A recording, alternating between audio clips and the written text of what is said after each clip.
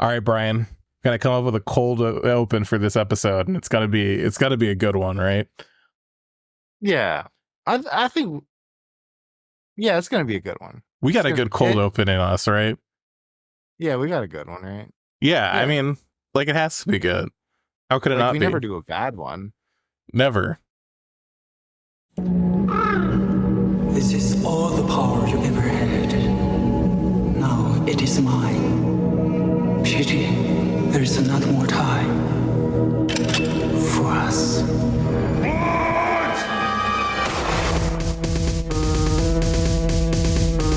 You tell him it's open season on all suckheads.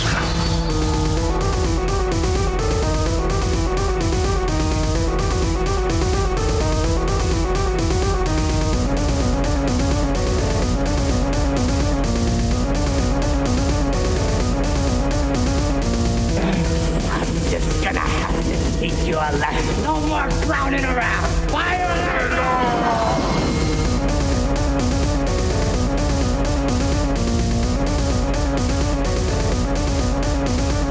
Is that gasoline I smell? No, man. No! Hello, everyone. It's Edging with Trash and Monk, the only podcast. My name's Monk. Only one. And I'm Trash. Everybody, welcome in. You shouldn't be so mean about yourself. Really?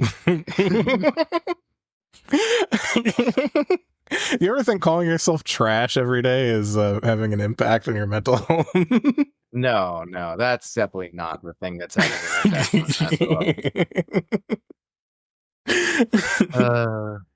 You're not a Republican. We're actually recording this on All Hallows Eve, where I have a spooky Halloween surprise for you, Brian.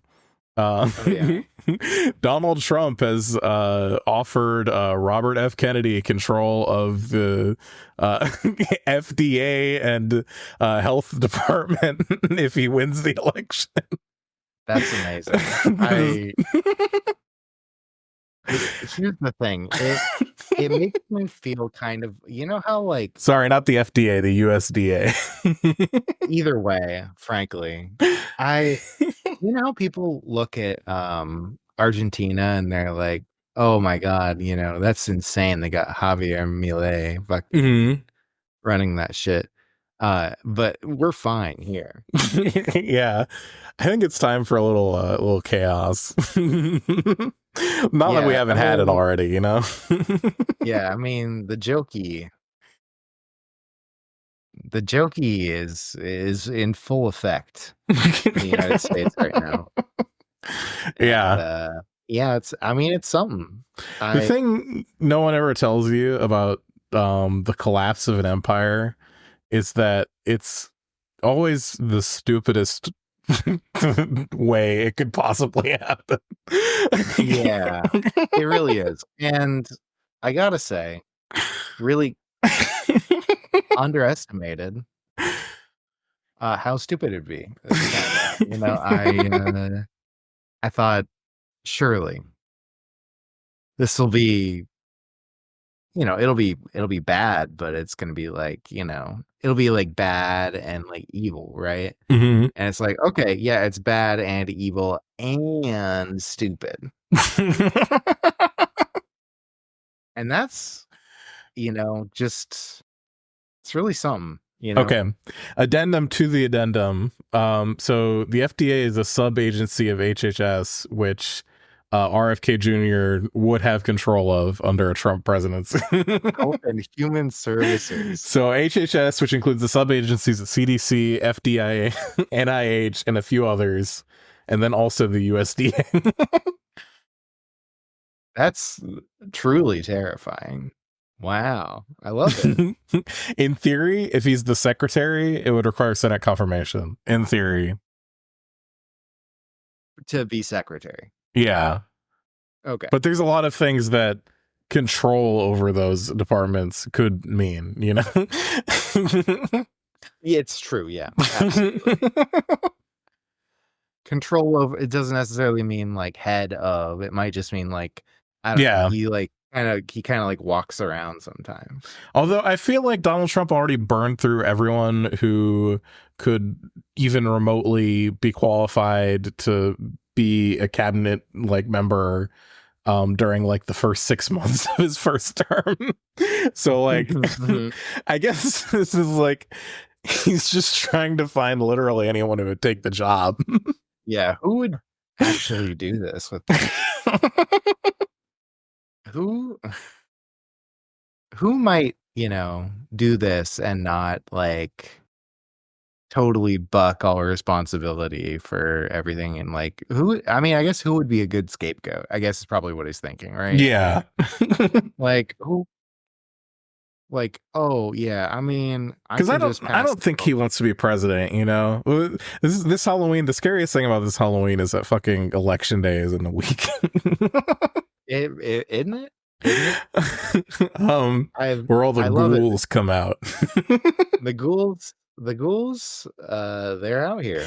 The ghouls are back in town. Ghouls are back in town. Ghouls are back in town.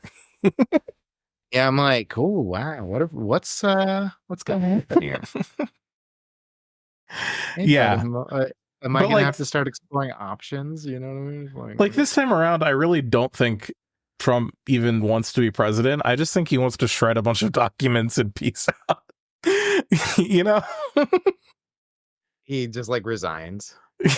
I don't even know if he's like planning on resigning, but like I don't think he'd be running for president if he wasn't being like investigated by like the FBI,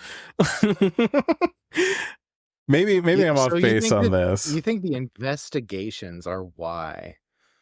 Yeah, I genuinely, I don't think he wants to do any of this because it was like the first term was like a smash and grab, you just siphon out a bunch of money from the US government and like fucking peace out. Okay, yeah. Mm-hmm.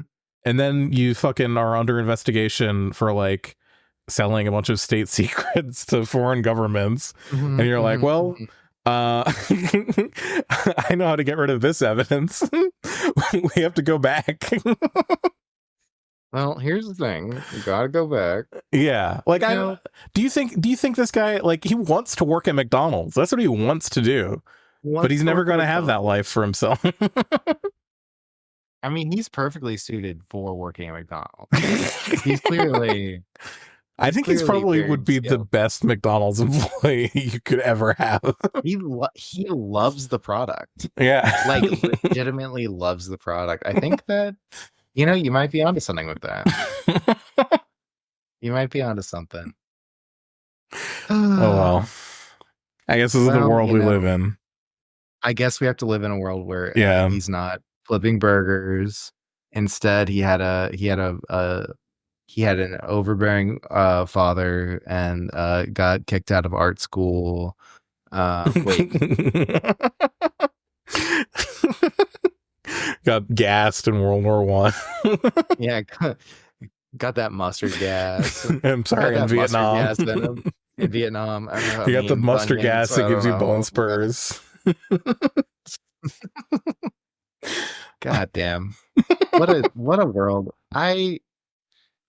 Frankly, just looking forward to not having to deal with this stuff sometime soon. That'd be nice. Yeah, I am also looking forward to dying. Yeah, exactly. I wasn't going to say that. I was going to leave it ambiguous. Monk. That way people don't go, oh, I'm worried. Is Brian okay? Is everyone okay? No. Well, luckily for me though. Okay. Yeah. We're gonna talk about me now. What's really important, okay? I got psych meds now, so I'm like, hell yeah, real chill. I'm so psychedelic. Chill.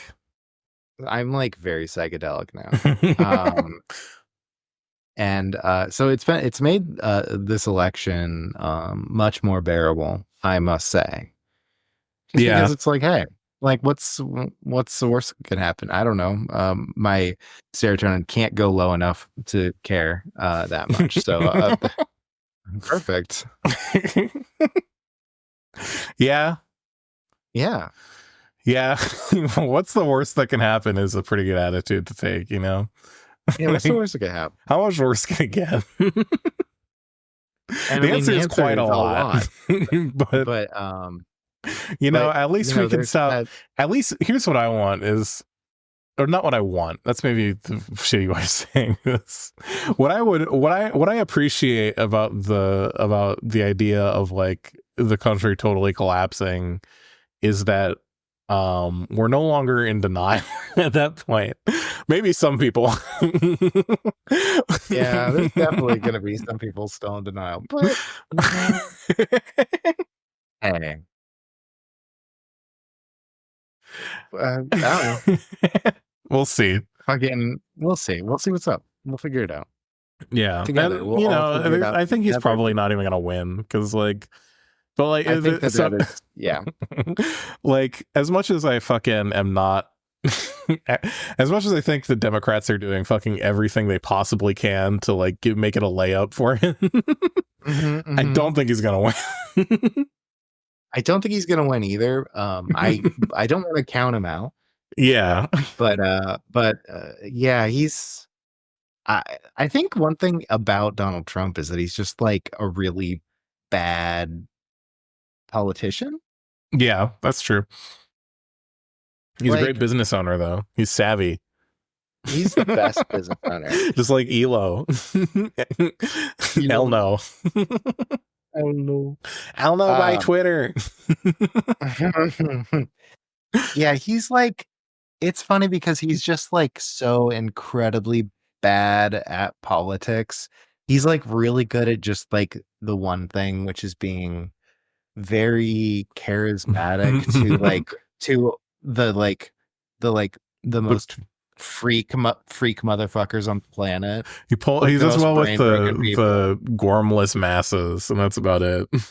They're not even gormless. They're like he pulls really well with small business owners who are mad about a tenant lipping off to them at one point, you know? Right.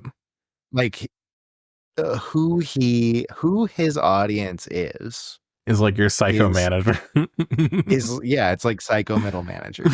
and so it's like all these, so like there's this thin layer of society that's just like which is bigger than it should be already, right? Of freaks in our society that are just like, oh well, yeah, Donald Trump seems like a great guy because he's also a psychopath and is like, you know, he's just like me, evil. Yeah. Yeah. And you know, I do think it's beautiful that these people are getting representation for the first time. It's now, bad. Let's be clear. These people are getting like representation in the sense that they can point at the TV screen and say, that guy's like me. But as far as like representation and like government power, that's like since Reagan, those guys have been like dominant like political interest. They've been for sure.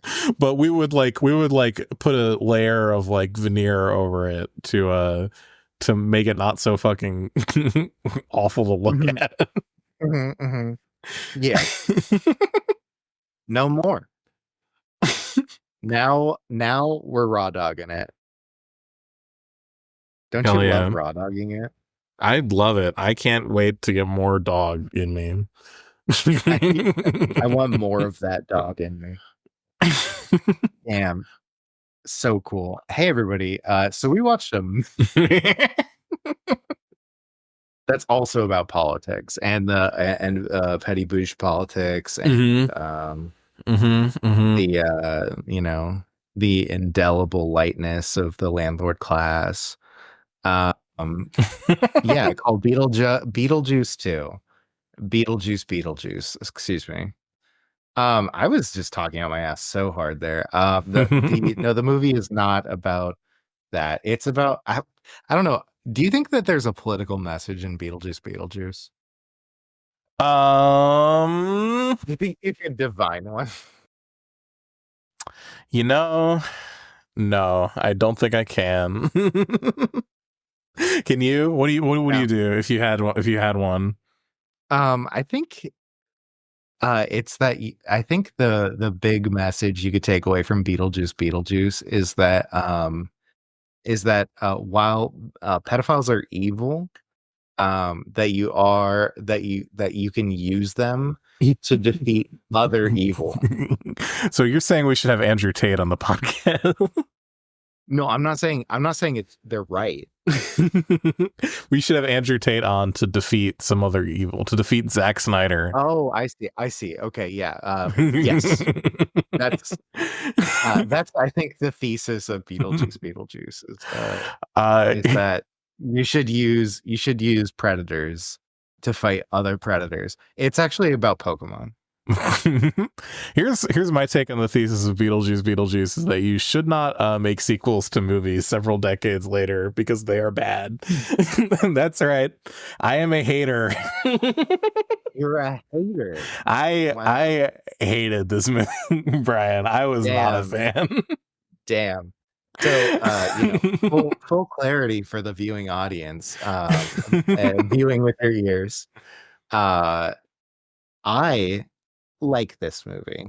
Yeah. How would you rate it compared to the first one? I know that might be a hard question to answer, but would you say this is equivalent, not as good, but still okay, or better than the first one?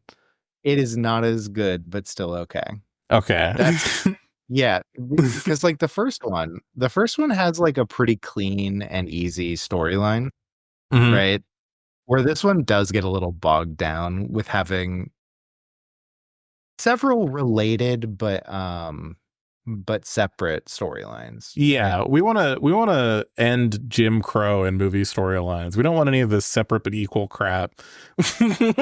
Yeah, we want one unified. We don't want to have. I'm sick of watching movies where I watch like 5 minutes of people having a conversation in movie A, and it cuts to one interesting thing happening in movie B, and then 5 minutes of people having a conversation in movie C, and the conversation is all like someone explaining how they feel in like a monotone voice, making no facial expressions, and standing completely still on the set.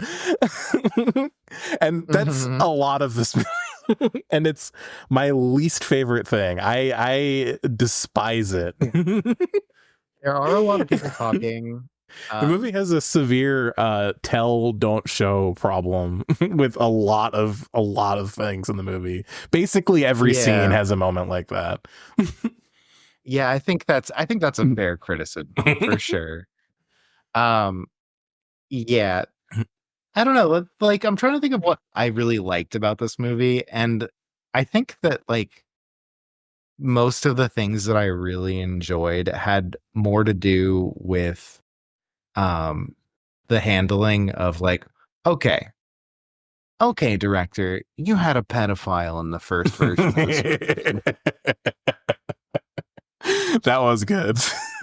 What are you gonna do about that? Well, okay, well we're gonna make it a funny joke about how this guy got fucking eaten and nobody cares that much except for his oblivious fucking wife. It's like, okay, I mean, hey, good on you, frankly. Like that was a pretty good move.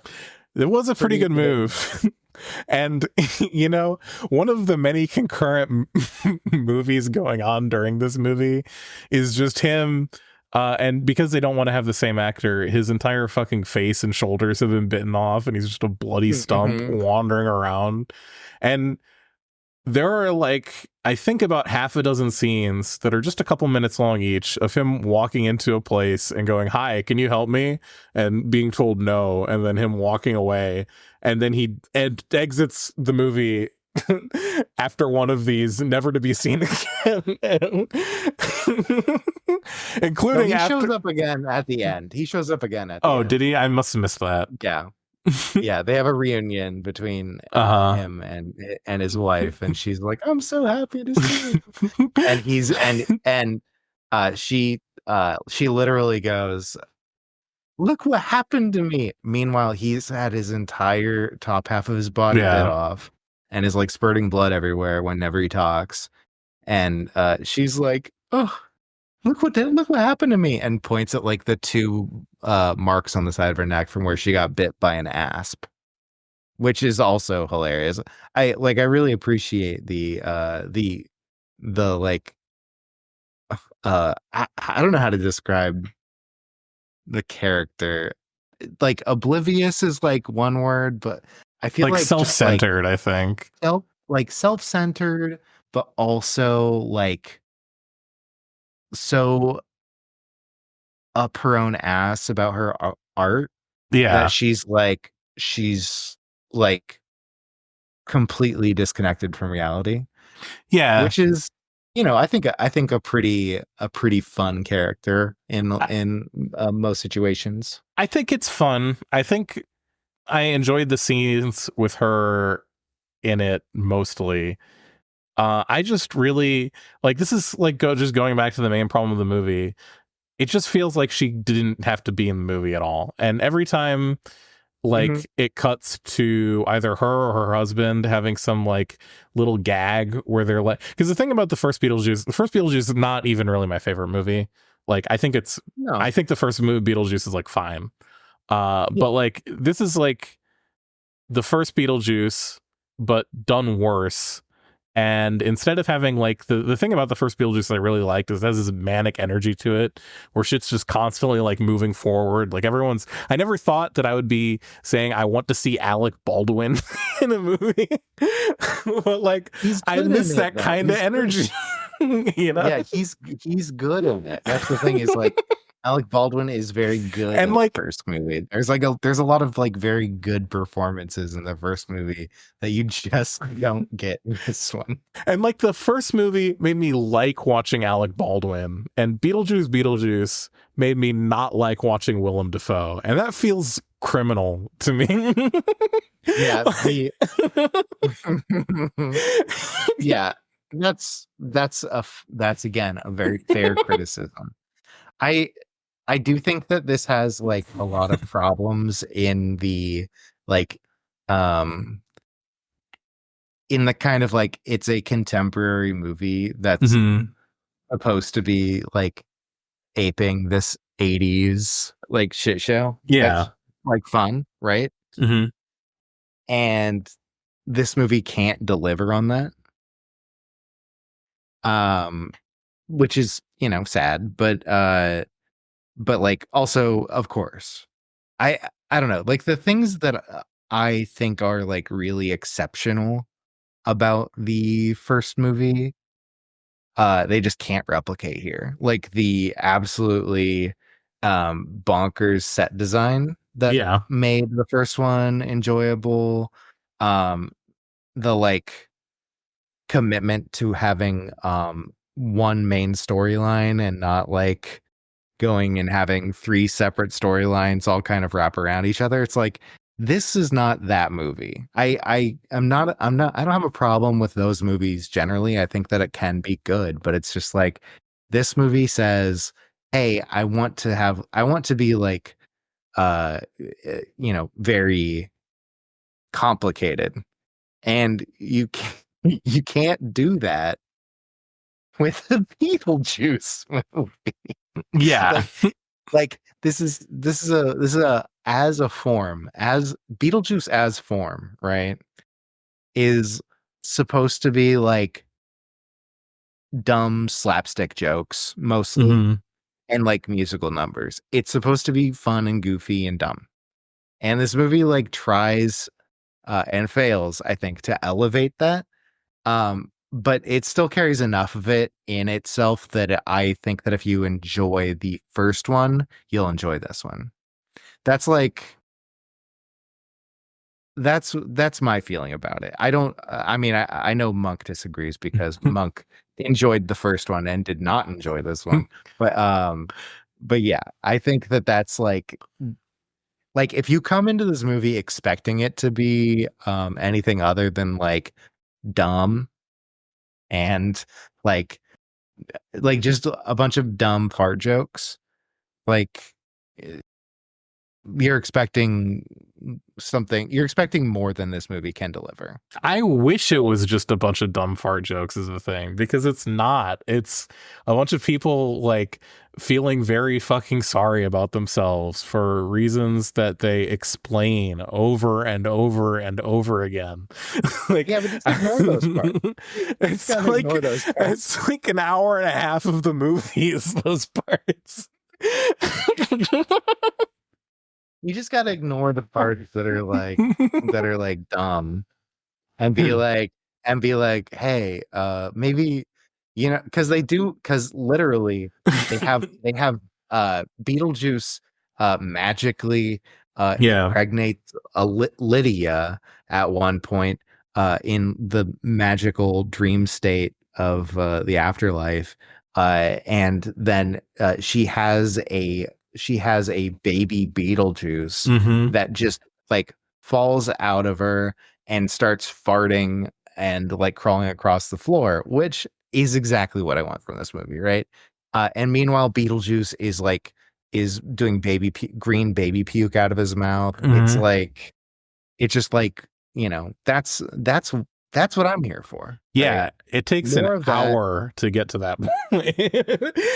It takes like before that hour. So the first hour of the movie has that scene, and it has the scene where Beetlejuice's ex-wife is walking up to Danny DeVito and is fucking like sucking his soul out and like turns him into a big deflated balloon, which is funny to watch the first time it happens, I will say. I gotta say, I think for me it was more than the first time. I enjoyed that multiple times. Yeah, I did enjoy it compared to the rest of the movie every time it happened, but like the first time I was like, oh, this is cool, and then the second time it's like, okay, this again. You know. Yeah, by the end of it you're like, okay, whatever, it's a dumb gag, I don't really care anymore. But yeah. but seeing like, oh yeah, the laundry guy gets turned into a fucking a little, like, there's just all these people that just get turned into these like little rubber bags with no soul in them anymore, and I just think that's like a really fun and creative way to do that. And it was also funny. I appreciated it. I appreciated it too. I just wish that they would mix it up more, or that they would do more things in the movie would happen. Is what I really wish was the case. Because like, I really wish the movie had more stuff. And another thing I was gonna say, that so let's go over like the basic plot structure of the movie so people aren't completely lost. Sure. So the movie starts, Lydia, the girl from the first Beetlejuice, has like a career. She's like a psychic. She has this TV show, but she immediately ditches all of that to go back to the middle of nowhere to the house because her pedophile dad died. No news on what happened to their eunuch, which I was disappointed by. Yeah, that is a little disappointing, isn't it? And the family that was in the house previously, the ghost family, what was their fucking name? I can't remember. Whatever. They're gone. They're hand waved away. We found a way to get rid of them, is the hand wave solution. They say like one line, which fine. I mean, I get it. You can't. Alec Baldwin's not gonna be in the movie this time. That's fine. But anyway, so they go back to the middle of nowhere to have a funeral. And Lydia has her like estranged daughter, who doesn't like her because she's believes in ghosts and she thinks that's cringe and not based, and her mom doesn't talk to her enough. And she says this about 20 times every time she's on screen. But she never actually like emotes about it or does anything. She just says, I don't like you. You never pay attention to me. Ghosts aren't real. And she walks off screen. Yeah. And then she's like fucking riding her bike around, and she crashes into this tree, and there's like this guy that she meets, and they like have a little moment together. Meanwhile, fucking Lydia is dating this guy who is like one of the most fucking like one-dimensional villains you could possibly have in the movie, which is extremely disappointing. So Lydia's like manager slash fiance in this movie that she's like in this relationship with is like very clearly like written like, we want this guy to be like a male manipulator type character, and we want it to be written so that if you like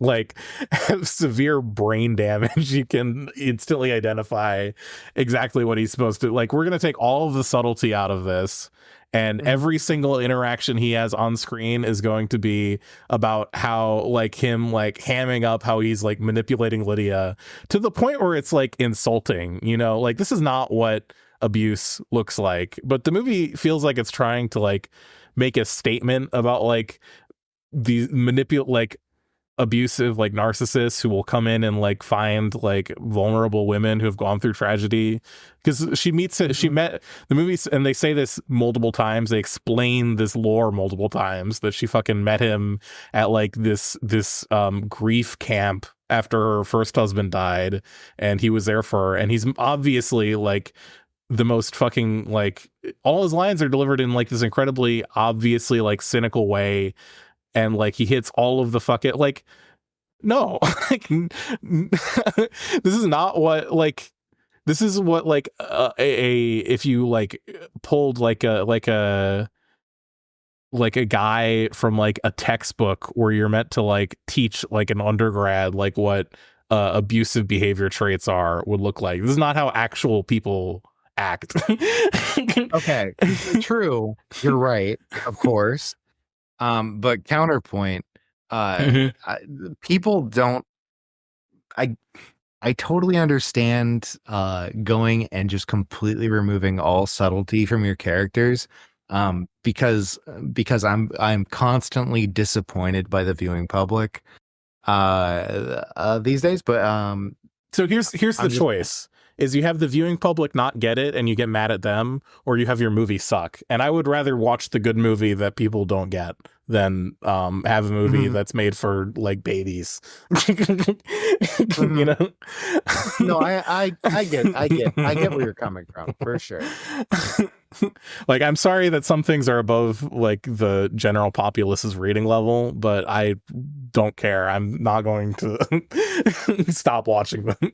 But anyway, the real thing that's disappointing for me isn't just that he's like fucking like really this really one-dimensional villain character. It's just so disappointing to have him in contrast with Beetlejuice 1, where they went out of their way to have this reversal arc where these people who are like initially seem like cartoonish one-dimensional villains coming into this family's house and like completely remodeling it to suit their interests. You get the opportunity to explore their perspective more and explore their emotional state, and they have an opportunity to grow as people throughout the movie, even though it's not like a really complex like character growth.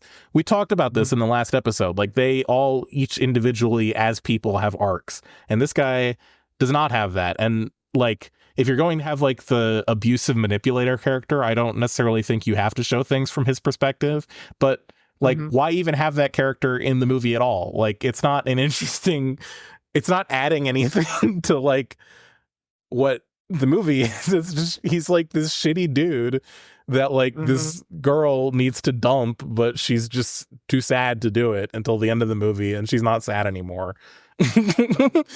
when Beetlejuice, the like noted abusive child exploiter, says, "Oh, you should punch him in the face," and then she punches him in the face. Right. She doesn't even take her power back. A man tells her to break up with it. Yeah. No, that's true. This is not an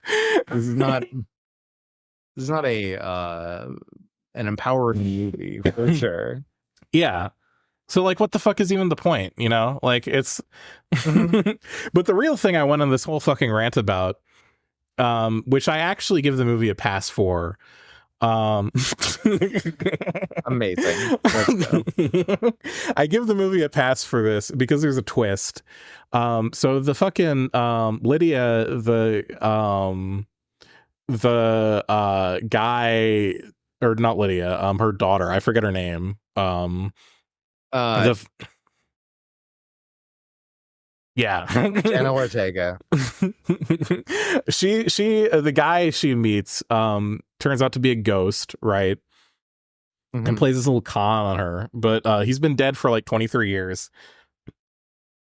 And the movie gets away with this because he's been dead for 23 years. But when we were watching like that movie like the first time, I was like silently fuming because I'm like, okay, you're telling me this like 17-year-old kid in 2024 is really into fucking like Dean Martin and has like a Daniel Johnston poster on his wall. Like fucking like, yeah, no, this is like someone who's old enough to have grown up with the first Beetlejuice's idea of what like a cool high school kid would be like today. Yeah. You know? No, for sure. Yeah.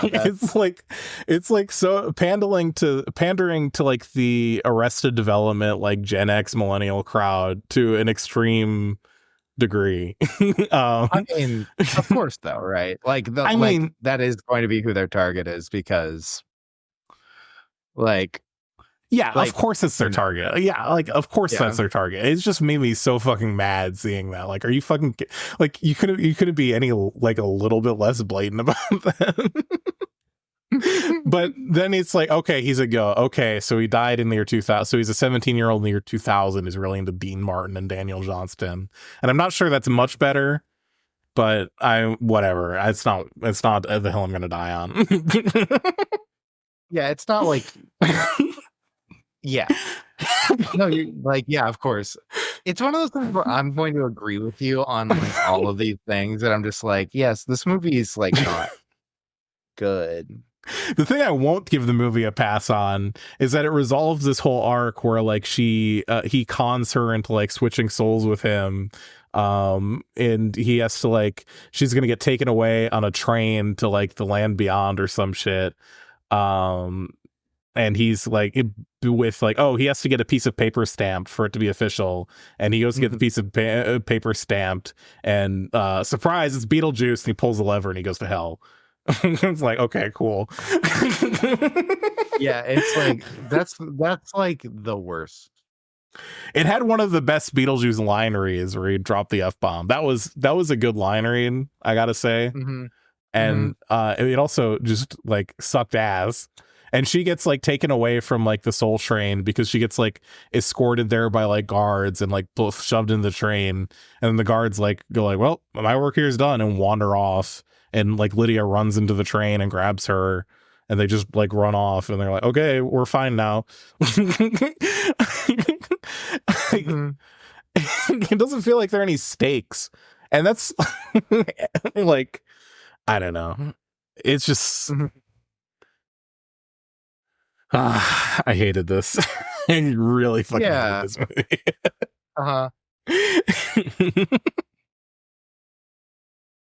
Sorry. Yeah, I mean, you can go if you got more shit. I don't, not really. Like I don't know what to say about this movie other than like, yeah, it's like pretty bad. The real crime isn't even that it's bad, it's that it's just fucking boring. It's that like all of this shit that I'm talking about that like I'm complaining about is like me desperately trying to find anything to grab into that isn't Lydia's kid saying, my dad died and I'm sad for like the 15th time. Yeah. Yeah, I mean, I think the thing about this movie is there's just really like nothing to dig into. It's like it's one of those movies that's like so like dumb and vapid that like it like punishes you for thinking about it too much, you know what I mean? Yeah. Which like, I don't know. I'm in like, oh yeah, it's like election season. I like straight up just don't even want to. I don't want to think about a movie. You know. I watched you want to talk about another movie? You've been on a movie kick lately. I haven't seen you on Letterboxd. I've been watching movies. I watched what's it called? The Substance. Yeah. The Substack. Yeah, the Substack, yeah. How was that one? What's your review of the Substack? The Substack, it's a great movie. Great movie. See, I've heard that's one that you can actually think about. Surprisingly enough, it's one to actually think about. Exactly. And that's the other side of things. Westernizers movies that you can and should think about. Although I don't think there's much to think about with that one either. It's pretty on its face about what it is, but it's like good, it is thoughtfully done. For sure. Where this is just like some bullshit. I don't know. This is like this is like an elevated version of watching a Marvel movie to me. You know what I mean? Like, yeah. What I think got to me about this movie is how many people I saw on Twitter whose fucking opinions I trusted saying that like, oh, this like really was better than I expected it to be. And it was this bad. Including myself. And I understand. No, I don't know if I was on Twitter about it. I don't think you were. I don't even remember what I gave it on Letterboxd because I watched this before. Yeah. I've watched this twice now. And I think I gave it like a 3. I was like, it's fine. Not a ringing endorsement, but it's like fine. Oh, you did not rate it on Letterboxd. It's still on your watch list. Oh, really?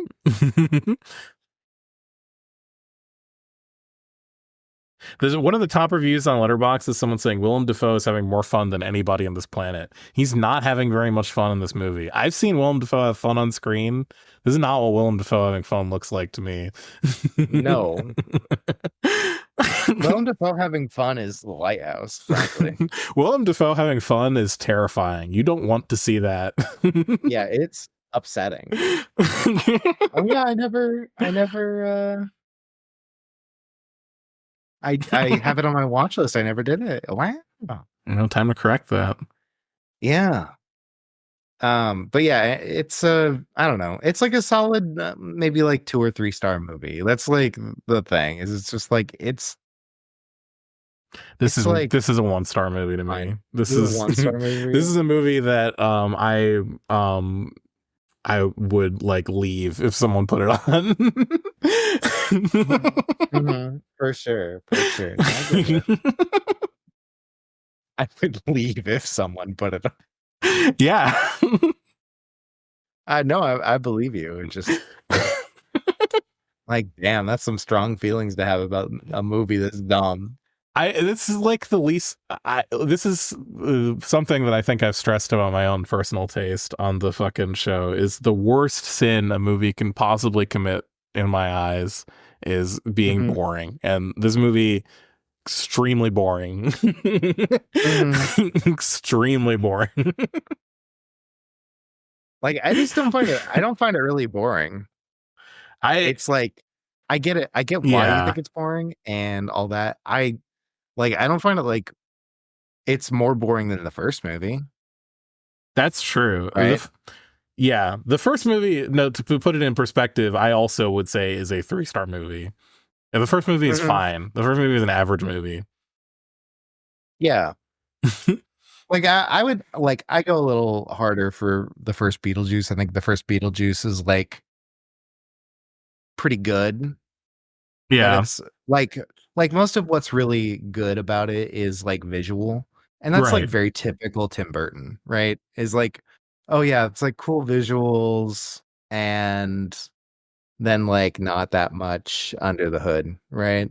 Yeah, and this movie is not cool visuals and not very much under the there are a few cool visual scenes, but like overall, like the majority of the runtime is people explaining the way that why they feel certain things without actually acting on it.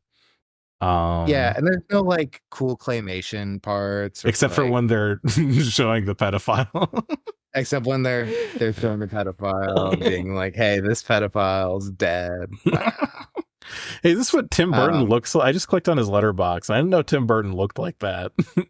I guess that's like kind of how I'd expect him to look like, but that's. I don't know if I've ever looked. Look at this. Hold on. I've seen him before. Yeah, he's just a guy. He's a guy. He's got kind of a Ryan haircut. He does. He's like if Ryan had like less hair, you know. Yeah, kind of a 5 head, but not everyone can maintain the 4 head their entire life. There's no shame in that. Oh, that's true. Yeah, that's just time. That's time for a lot of people, you know. Yeah. Yeah.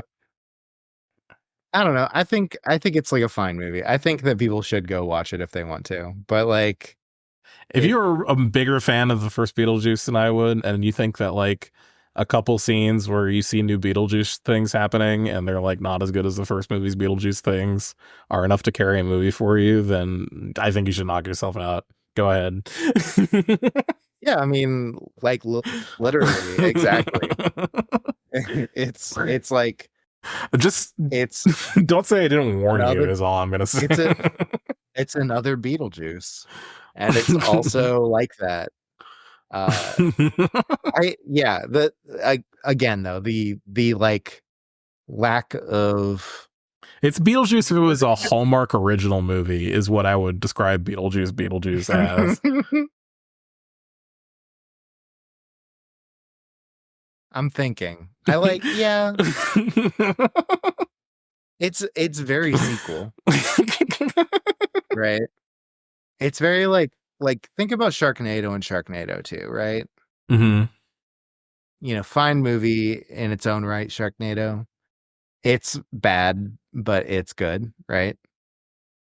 Sure. Where like and like yeah, like that's kind of this. This is Sharknado 2 less cool, less vibrant, more dumb shit, but like dumber but worse. You know what I mean? I don't think I've never seen Sharknado or Sharknado 2, so Well, you should watch Sharknado. All right, so I got a Shudder subscription, okay? Yeah. And so I've been really taking advantage of that. For sure. On Shudder, they have this lovely character, like kind of a crypt keeper slash what's the thing called? Like Elvira or like crypt keeper or one of those like I host a show and we talk about and show movies for people. Svengoolie, all these people who've done this before, right? Right. This guy's name is it Joe Bob? It's Joe Bob. Yeah, it's Joe Bob. And Joe Bob, he's like this kind of Texas guy who's like, yeah, I like talking about movies and I'm like a big fan of fucking tits and like that's his whole thing, right? Because he's just like that's a joke, right? He's like that security guard from Nathan For You.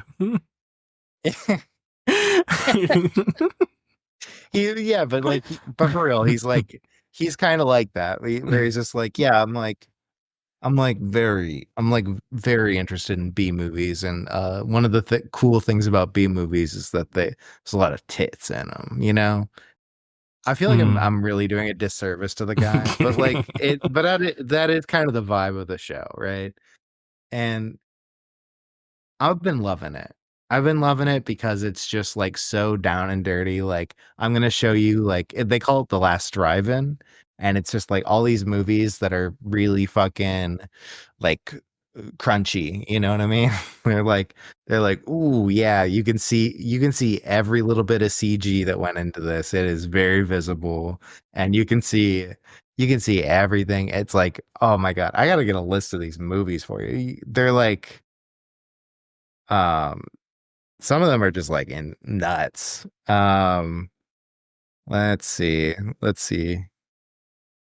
Like The Toxic Avenger is one of them. The first one that I ever saw was Castle Freak, which is about like a really weird ass movie with like full frontal like monster dong. Like it's like an insane movie. It's like this The Winged Serpent, which is like horrible to look at. Society, which is amazing, but it's like Society is a great movie. I love Society. Like, Society is a great movie. Hey, if you're sitting And around Shrek with your 4. family and you're looking for a movie to watch and you're thinking about watching Beetlejuice, why don't you just put on Society instead? Yeah, put on a good movie like Like Society. a family-friendly movie. A nice family-friendly movie, Society. It's all about family. That's true. Yeah. Where was I going? Anyways, it's great. So like that's like the kind of caliber of movie that I think Beetlejuice really deserves to be. I don't think Beetlejuice deserves to be seen as like a as like a like an artistically like high art, right? Like it's very low art and very like it's very crunchy in a lot of ways. And that I mean, yeah, that it's pulp. You're right. Yeah. And that it's gotten this kind of like popularity and flavor on top of it from its popularity. Like I think that's a disservice to it. And like is probably the reason why it got a sequel and also why the sequel lacks some of the vibrance that the original had. Mm-hmm. Yeah. Yeah, I mean, I think that's my yeah. The original is like a really well executed version of what it is, which is like a pulpy kind of light horror, like family spooky movie, you know? It's like like Gremlins, I think, is in the milieu of what Beetlejuice is kind of like. Yeah. So like it's really good at being that type of movie, and it's not good at being like a drama about how a family relates to each other. I mean, well, the first one is a drama about how the family, not a drama, but it is a lot about like family relationships, you know, and it has more to say about them than this movie does, even though it spends a lot less time talking about them. Yeah, it seems more interested. Where this one seems more like, well, I mean, we kind of had to write a story. Yeah. And then just kind of apply this coat of paint to it. Mm-hmm. Yeah. Well, they can't all be winners, Brian. No. Any final remarks? It's not that bad. If you say so. It's fine. If you say so. If you're not Monk, you'll probably think it's okay. I'm interested, if anyone goes and watches it, I'm interested in people picking sides. I'm always interested in knowing that I'm correct and Brian is wrong. Yeah, and I'm also interested in knowing I'm correct and that Monk is wrong. So, you know, either way, you'll be making someone happy and somebody unreasonably furious. So, I'm kidding. I won't be furious. I will. I'll find you. But I will enact violence. I've done it before. All right, we got a voicemail actually. Oh, cool. Let's listen to that. Hey, y'all. Sorry, Doc. Y'all mentioned Wesley Snipes being in the Deadpool Wolverine cameo as Blade at the tail end of the Beetlejuice episode. My favorite piece of Wesley Snipes trivia is that one of his lawyers, I believe his main lawyer for his tax fraud lawsuit, where he declared himself not quite a sovereign citizen, that lawyer was Robert Barnes, or Bobby Barnes, who was also one of Alex Jones's 5 or 6 lawyers to represent him during the Alex Jones Sandy Hook lawsuit. I believe the Connecticut one specifically, not the Texas one. So that's my piece of trivia. I thought it was funny. I don't have anything to say about Beetlejuice. It seems like it was an okay movie. I liked it for what it was. 6 foot, 7 foot, all that. Y'all have a good one. Yeah, Beetlejuice was an okay movie. Yeah, it's an okay movie. And yeah, 6 foot, 7 foot. That was a fun fact about Wesley Snipes' lawyer. I think I'm very interested in people who, like, professionals who come on specifically on board sinking ships repeatedly, or people who are willing to take those jobs. Because I feel like that's the type of attorney you have to be if you want to represent Wesley Snipes during his tax fraud lawsuit and Alex Jones. I feel like that's because you just know you just know, okay, this is not going to go well, but I'm fine with that. I'm going to collect my money and leave. Like there's this Ryan has like this beef with this one editor, the guy who edited Gamer and a movie we haven't done on the podcast yet, Resident Evil the final chapter, named Doobie White. And both those movies are like unwatchably bad, right? Because they like have like cuts like every fucking 5 seconds and it's going like fucking insane. But I don't actually think, like, looking at Doobie White's filmography, I don't think Doobie White is like someone who's coming on to like edit things with a specific artistic vision in mind. I think Doobie White is the kind of guy you call when shit went horribly wrong during like when you're shooting the movie and 99% of your footage is unusably bad and you need someone to stitch a movie together from a billion half-second clips where it's sort of legible what's happening in this frame. Yeah. Because knowing how they shot Gamer, they literally did. The Crank 2 is like this too. I don't know how the directors got away with shooting this twice. Like a lot of shots are from people like literally on rollerblades skating in circles around the actors. Literally. Go listen to that episode if you haven't already, listener, because I gotta tell you, that's like the amount of pain we suffered watching that movie. You need to make it worth it. Okay. I will say also, Gamer is worse than Beetlejuice. I will admit that. I mean, that's like, yeah, of course. I don't know if there's a worse movie. Sucker Punch. No. Damn. Okay. I've watched these movies. It's just no. Sucker Punch is bad. Don't get me wrong. You know what? I'm not gonna argue about which turd is the stinkiest. I think we're both on the same page at least. Yeah, I mean, for sure. Yeah. Anyway. So which yeah, turd stink the most? So yeah, like Doobie White, I think is the editor you send in when like you know shit's just not going to be good, and you need someone who can try to do what they can to salvage it. I wonder whatever his name was. Truggy Doggy said. I wonder if that's what his career is like as well. He's like, well, you're gonna lose this case, but I'll stop the bleeding for you. That's like his specialty. I'll try and make sure they don't totally destroy you because of it, you know. And I guess it didn't work for Alex Jones. It didn't, yeah. Got his ass. So, yeah. I guess that's it. Oh, you know what? Actually, speaking of Alex Jones, InfoWars is auctioning off all of its studio shit from Austin, and the auction starts on my birthday, December 2nd. Oh wow, congratulations. So I might pick myself up some podcast gear, if I can snag some on the cheap. Hey, if you find some stuff that's absolutely, some good shape, it's not too covered in Alex like cigarette and whiskey. Would you rather would you rather use a microphone that Alex Jones used all the time or that Paul Joseph Watson used all the time?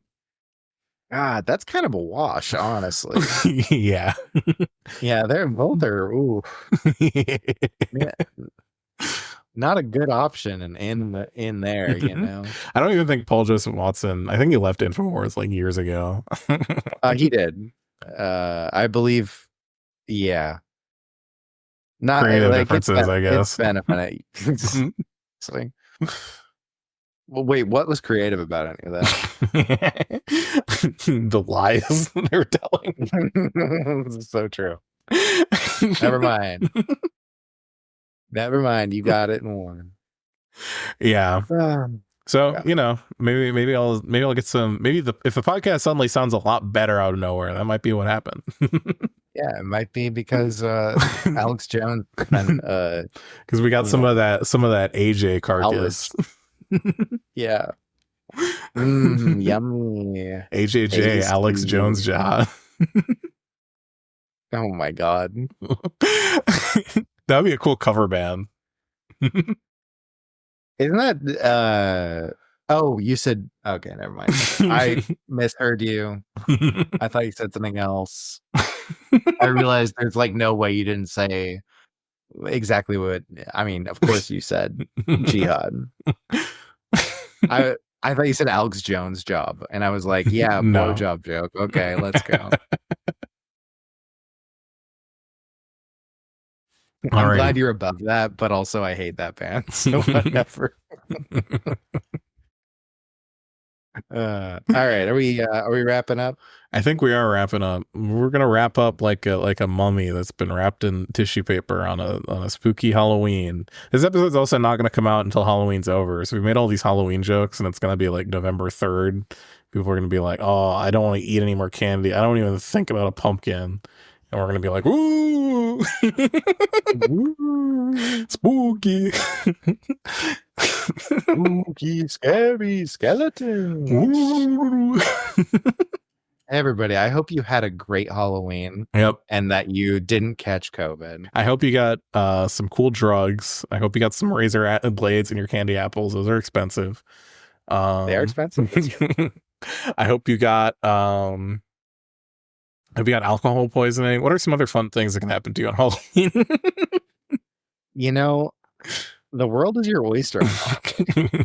You can suffer so many indignities if I hope you got frostbite in your costume of like Fred Flintstone, or you're fucking free balling it and your balls froze off and they dropped onto the ground and someone stepped on them. and God bless us everyone. Amen.